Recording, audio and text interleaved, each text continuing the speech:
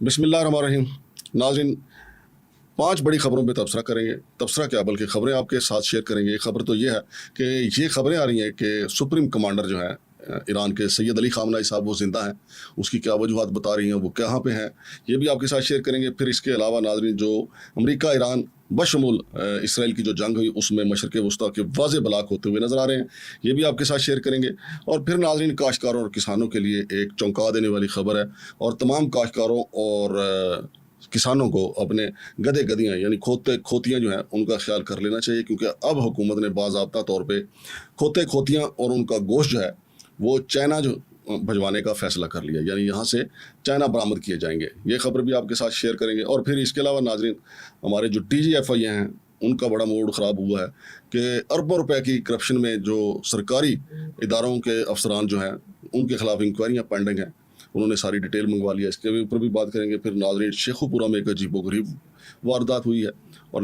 वारदात भी अजीबोगरीब हुई है, लेकिन DC जो हैं शाहिद इमरान मार साहब, उन्होंने अपना पूरा अमला गिरफ्तार करवा दिया और ये वारदात मजमूई तौर पे 8 अरब और 66 करोड़ रुपए की वारदात हुई है। कौमी ख़जाने को ये नुकसान पहुँचाया गया, जो रजिस्ट्रियाँ हुई उनके टैक्सेस जमा नहीं हुए। इसके जो गिरफ्तार हुए लोग मुलाजमीन उनका भी बताएंगे। और फिर ये DG एंटी करप्शन जो है ये रेफरेंस उनको भिजवाया गया। तो नाज़रीन, पहली खबर जो बताता हूँ कि सैयद अली ख़ामनेई के हवाले से खबरें आ रही हैं कि 50 रोज़ से ज़्यादा होने के बावजूद उनका जनाजा नहीं करवाया गया। और इसकी बुनियादी वजह यह बताई जा रही है कि ईरान ने एक स्मार्ट चाल चलते हुए सैयद अली ख़ामनेई जो हैं सुप्रीम कमांडर ईरान के, जब वो दूसरे दिन ही 28 फरवरी को इसराइली हमले में, कहा जा रहा है कि इसराइली हमले में उनकी शहादत की खबरें आई थी, लेकिन वो शदीद ज़ख्मी थे। ईरान और मास्को ने बाहमी तावन एक दूसरे के साथ करते हुए शदीद ज़ख्मी सुप्रीम कमांडर को एक कंटेनर में रख के मास्को में मुंतकिल किया।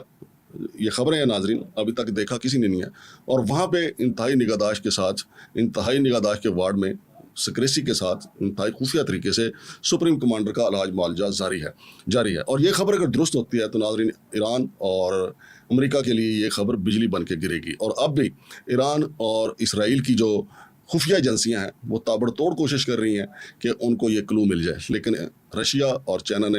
एक बेहतरीन दोस्त का ईरान के लिए किरदार अदा किया है। और इसी में ये अगर सैयद अली ख़ामनेई साहब जो हैं ज़िंदा सामने आ जाते हैं तो फिर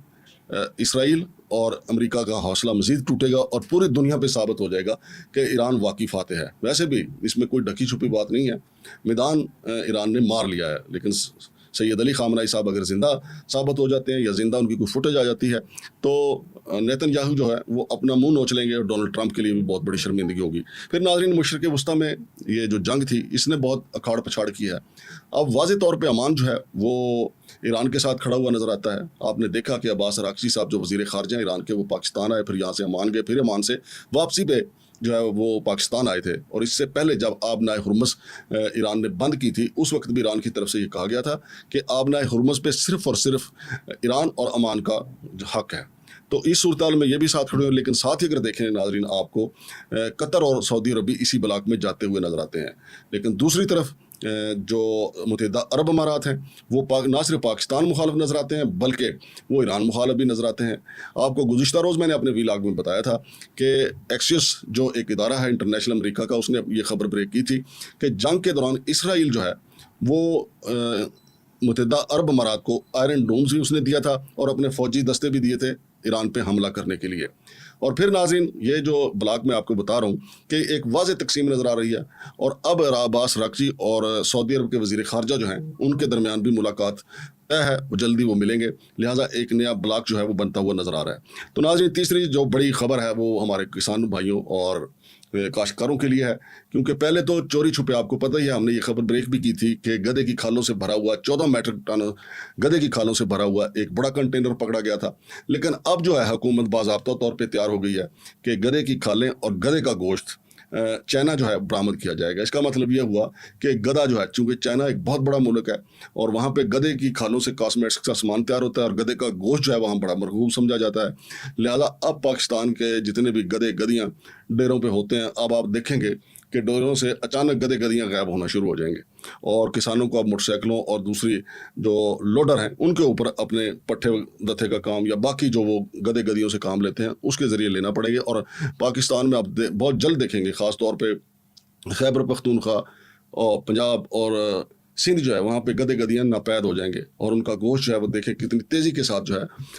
وہ چائنا منتقل ہوگا۔ پھر ناظرین یہ بھی آپ کو میں بتا دوں، اب گدے گدیوں کے لیے کاشتکار یا سرمایہ دار جو ہے جس طرح وہ ڈیری فارم بناتے ہیں اسی طرح گدے گدیوں کا ایک فارم بنا لیا جائے گا۔ نہ صرف وہاں سے ان کا گوشت جائے گا بلکہ ان کی کھالوں کے ساتھ ساتھ گدیوں کا گوشت بھی، گدیوں کا دودھ بھی چائنا جو ہے وہ سپلائی کیا جائے گا۔ تو ناظرین یہ بڑی لمحہ فکریہ ہے کسانوں کے لیے، کاشتکاروں کے لیے۔ اور پھر ناظرین آپ کو بتائیں کہ ڈی جی ایف آئی اے جو ہیں انہوں نے ایک نوٹس لیا ہے کہ ایف آئی اے کے دفاتر میں پورے پاکستان میں، کراچی میں، اسلام آباد میں، پنڈی میں، لاہور میں، پشاور میں، جگہ جگہ سینکڑوں کی تعداد میں ایسی انکوائریاں پڑی ہوئی ہیں جو اربوں روپے کے کرپشن سکینڈل سے متعلق ہیں۔ انہوں نے یہ حکم دیا ہے ڈی جی ایف آئی اے جناب عثمان انور صاحب نے کہ ان تمام انکوائریوں کا ریکارڈ جو ہے فوری طور پہ ان کو بھجوایا جائے تاکہ وہ دیکھ سکیں کہ کون سی انکوائری کو پرائرٹی پہ، اور ان تمام انکوائریز کو حتمی انجام تک جلد از جلد پہنچایا جا سکے۔ تو ناظرین لوگوں کو کہنا ہے، ماہرین کا کہنا ہے کہ اگر یہ انکوائریز اپنے منطقی انجام کو پہنچتی ہیں تو نہ صرف بڑے پیمانے پہ ایف آئی اے کے جو افسران ہیں اور ان کے اہلکار ہیں وہ ان کو جیلوں میں جانا پڑے گا، بلکہ بڑے پیمانے پہ کرپشن کرنے والے جو سرکاری افسران ہیں ان کو بھی جیلوں میں جانا پڑے گا، اور عین ممکن ہے کہ پاکستان کے قومی خزانے میں بھی اربوں روپیہ واپس آ جائے۔ لیکن کئی انکوائریز جو ہیں وہ پیسے لے کے دبائی گئی ہیں، اسی لیے تو جناب ڈی جی صاحب نے یہ رپورٹ مانگی ہے۔ اور پھر اس کے بعد اگر خدا نخواستہ ڈی جی عثمان انور چلے گئے تو نئے سرے سے انکوائریاں دبانے کے لیے پھر نئے ریٹ بھی طے ہوں گے۔ اور ناظرین پھر یہ جو خبر آئی اس نے تو سب کو چونکا کے رکھ دیا کہ ایک تحصیل شیخوپورہ کی، ضلع شیخوپورہ اس کی ایک تحصیل جس میں 8 ارب 66 کروڑ کا رجسٹریوں کی ہیرا پھیری ہوئی اور اس میں ٹیکس جو ہے وہ نہیں وصول کیا گیا، اور یہ ٹیکس جو وفاقی اور صوبائی حکومتوں کا تھا اور اس کا مرکزی کردار سابق تحصیلدار آصف جاوید ورک تھا، اور اس کے باقی ساتھی بھی ان کا بھی میں آپ کو بتا دیتا ہوں، جن میں رانا نظر محمد، اویس کمبو، ہمایوں خان اور فرحان علی و دیگر جو ہیں ان کے خلاف ہیں۔ جو ڈی سی ہیں وہاں کے جناب شاہد عمران مار صاحب، انہوں نے جب یہ معاملہ اس وقت سامنے آیا جب ایک شہری نے ان کو درخواست دی تھی کہ ان کی جو رجسٹری ہے وہ جعلی ہوئی ہے، اس پہ ڈی سی صاحب نے انکوائری کروائی تو پتہ چلا کہ یہاں تو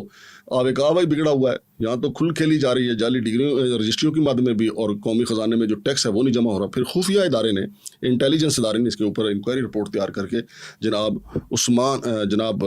اشرف عمران مارت کو وہ رپورٹ دی گئی جس پہ انہوں نے اپنے دفتر کا پورا عملہ جو جس میں 5 لوگ اس وقت موجود تھے ان کو گرفتار کروا دیا، اور ٹوٹل 9 افراد کے خلاف ریفرنس تیار کر کے وہ بھجوا دیا گیا ہے D G anti corruption Lahore کو۔ اور ناظرین اس کے ساتھ ساتھ انہوں نے مزید جو کہا، یہ ایک سی اب باقی 4 تحصیلیں اور بھی ہیں۔ شاہد عمران مار صاحب جو ڈی سی شیخوپورہ ہیں انہوں نے ایڈیشنل ڈپٹی کمشنر ریونیو عثمان جلیس صاحب جو ہیں ان کو ان کی سربراہی میں ایک کمیٹی تشکیل دی ہے جو شیخوپورہ کی باقی جو 4 تحصیلیں ہیں ان کی تلاشی لے گی۔ تلاشی سے مراد ہے وہاں پہ تحقیقات کرے گی، وہاں پہ جو تحصیلدار بیٹھے ہوئے ہیں، پٹواری بیٹھے ہوئے ہیں، رجسٹری محرر بیٹھے ہوئے ہیں، باقی عملہ، کمپیوٹر آپریٹرز، وہ کس طریقے سے اس کرپشن کی گنگا میں ہاتھ دھو رہے ہیں۔ تو ظاہر ہے کہ جب ان کی رپورٹ آئے گی تو اس کے اوپر بھی خوفناک جو ہے تحقیقات ہوں گی، کیونکہ وہاں بھی کون سا کوئی جیمر لگے ہوئے تھے کرپشن کے خلاف، وہاں کون سا کوئی ایسے ہی کچھ الگ سے ریاست تھی، وہ پاکستان کی ریاست کا وہ بھی حصہ تھے، لہٰذا وہاں بھی لوٹ مار جاری تھی۔ تو ناظرین چونکہ ہمارے اداروں میں کرپشن جو ہے وہ کہیں بھی شیخوپورے کا ہی قصور نہیں ہے، چلے شیخوپورہ میں تو یہ پکڑے گئے، آپ گوجران والے چلے جائیں وہاں بھی تلاشی لے لیں، تمام تحصیلداروں کی، پٹواریوں کی اور ڈپٹی کمشنر کے جو عملہ ہے ان کی تلاشی لینے، آپ کو نظر آ جائے گا کہ کرپشن کی گنگا جو ہے وہ ہر جگہ ایک ہی جیسی ہے۔ اور یہ صرف پنجاب نہیں، آپ سندھ میں چلے جائیں، خیبر پختونخوا میں چلے جائیں، ہوش ربا کرپشن کی سٹوریز سامنے آتی ہیں۔ ایون کہ اسلام آباد جو ہے جو بالکل نیب کی ناک کے نیچے ہے، ایف آئی اے کی ناک کے نیچے ہے، یہاں بھی دیدہ دلیری کے ساتھ کرپشن ہوتی ہے۔